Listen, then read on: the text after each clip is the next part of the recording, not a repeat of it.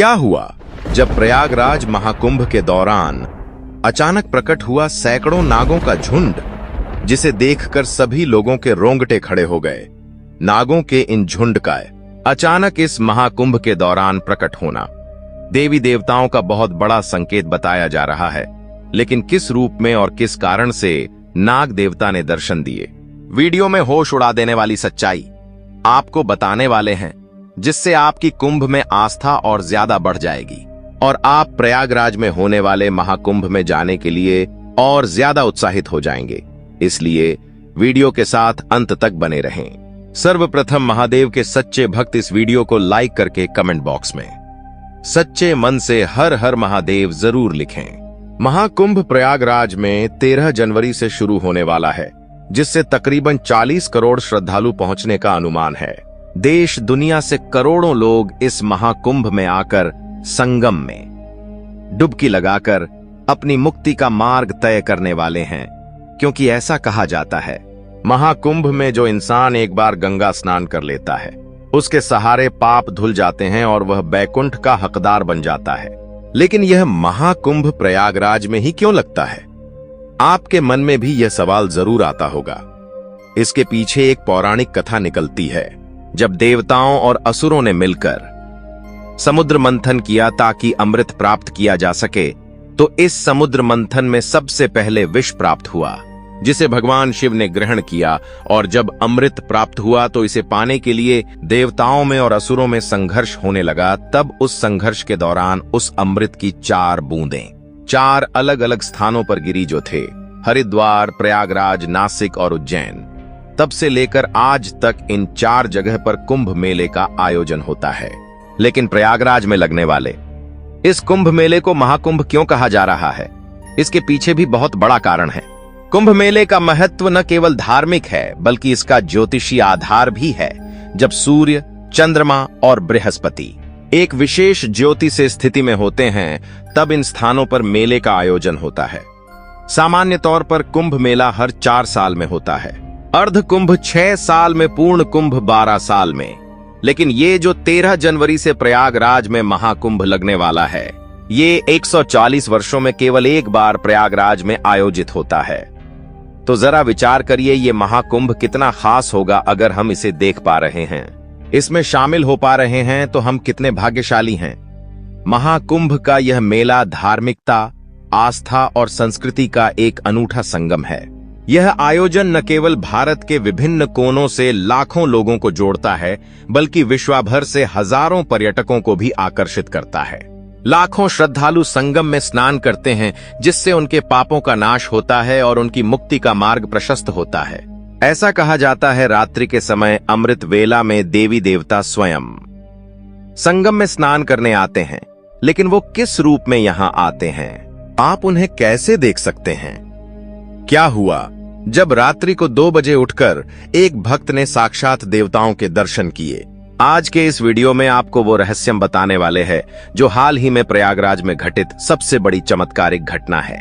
जब से महाकुंभ की शुरुआत हुई है, देश विदेश से कई श्रद्धालु और साधु महाराज महाकुंभ में पधार रहे हैं, और साधु संतों के आगमन से ही महाकुंभ को सफल माना जाता है। महाकुंभ में जो हमें साधु दिखाई देते हैं, वह केवल इस 1 महीने में ही हमें नजर आते हैं। इनमें से कई साधु ऐसे होते हैं जो देश के अलग अलग हिस्सों से, अलग अलग अखाड़ों से इस महाकुंभ में पहुंचते हैं। और जब ये महाकुंभ खत्म होता है, तो ये भी अपने अखाड़ों में, कुछ हिमालय की गुफाओं में, तो कुछ कंदराओं में और पहाड़ी इलाकों में चले जाते हैं। ये वहीं पर अपना जीवन यापन करते हैं। वास्तव में यह बहुत बड़ी तपस्या है।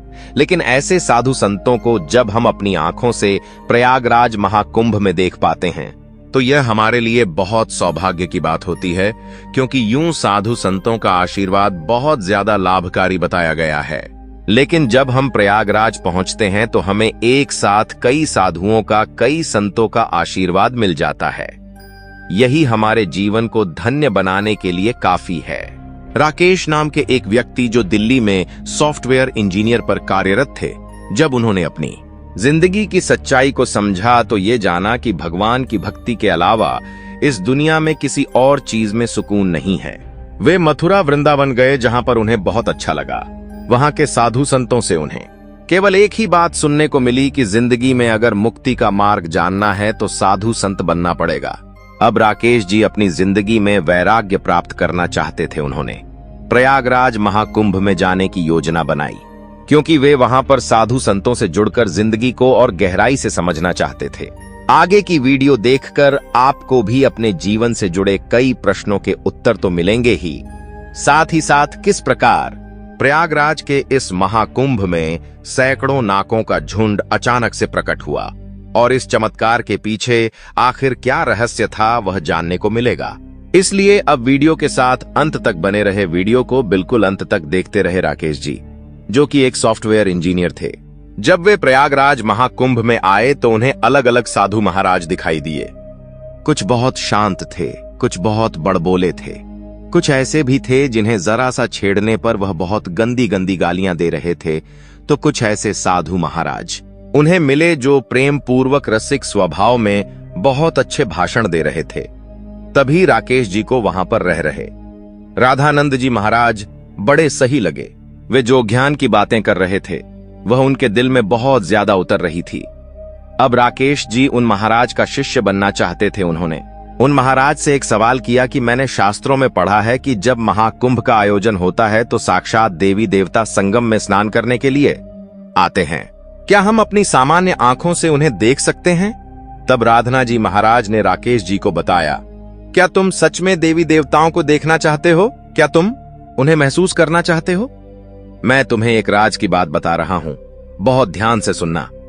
तुम प्रयागराज में जहां भी ठहरे हो, रात्रि को 2 बजे उठ जाना और पूर्व दिशा में आगे बढ़ते रहना। जो भी सबसे पहला गंगा घाट आता है वहां पर रात्रि को 2 बजे गंगा घाट पर चुपचाप जाकर भीड़ जाना और वहां से तुम्हें पूर्व दिशा में ही लगातार देखते रहना है। अब इस पूरी जानकारी को प्राप्त करने के बाद राकेश जी बहुत उत्साहित थे, क्योंकि वह महाकुंभ में पहुंचने वाले देवी देवताओं के दर्शन करना चाहते थे। रात्रि को 2 बजते ही वे अपने कुंभ कैंप से बाहर आ गए और पूर्व दिशा की ओर चलने लगे। तभी एक गंगा घाट उनके सामने आया। वह उसकी सीढ़ियों पर जाकर बैठ गए और पूर्व दिशा में काफी धैर्यपूर्वक देखने लगे। 1 से 2 घंटे बीत गए। उन्होंने देखा कि वहां पर तो उन्हें कोई देवी देवता नहीं दिखाई दिए। देखते देखते सुबह के 4 से 5 बज गए, लेकिन कोई देवता अभी तक उन्हें दिखाई नहीं दिए थे। उनके मन में निराशा थी। वे सोच रहे थे, इतने बड़े राधानंद जी महाराज खैर इतनी मतलबी और झूठी बात कैसे कर सकते हैं? वो अपने भक्तों को इस तरह से गुमराह कैसे कर सकते हैं? अगले दिन राकेश जी पुनः राधानंद जी महाराज के पास पहुंचे और उनसे पूछा कि मैं रात्रि 2 बजे से सुबह 5 बजे तक पूर्व दिशा के गंगा घाट पर बैठकर पूर्व दिशा में लगातार देखता रहा, लेकिन मुझे कुछ भी नहीं दिखाई दिया। कोई देवी शक्तियां, कोई देवता मुझे वहां पर नहीं दिखे। तब राधानंद जी महाराज ने राकेश जी से पूछा, क्या तुम्हें सच में रात्रि के समय वह कुछ आता या जाता नहीं दिखाई दिया? तब राकेश जी ने कहा, मुझे कोई देवी देवता नहीं दिखे, बस मैंने एक चीज महसूस करी। रात्रि के समय बहुत सारे तारे टूटकर एक एक करके पानी के अंदर गिर रहे थे। बस यही चीज मैंने वहां महसूस करी, इसके अलावा मैंने कुछ भी नहीं देखा। तब राधानंद जी महाराज ने राकेश जी को कहा कि रात्रि के समय तुमने जो तारे टूटते हुए देखे वही तो सिद्ध पुरुष थे ही, वही तो देवी देवता थे। उनका मनुष्यों की तरह मांस से निर्मित शरीर नहीं होता, वे तरंगों के रूप में होते हैं। उनका काफी दिव्य स्वरूप होता है। वो इसी रूप में रहते हैं और इसी रूप में आकर संगम में स्नान करते हैं। अब राकेश जी को बड़ी हैरानी हुई। राधानंद जी महाराज की ये बातें सुनकर उन्हें बड़ा आश्चर्य हुआ। उन्होंने ठान लिया कि आज रात्रि 2 बजे वे फिर से गंगा घाट पर जाएंगे और इस चमत्कार को अपनी आंखों से एक बार फिर से देखेंगे। रात्रि 2 बजे उठकर ये पूर्व दिशा की ओर आगे बढ़े। सबसे पहले जो गंगा घाट आया, उस गंगा घाट पर बैठकर धारा को निहारते रहे।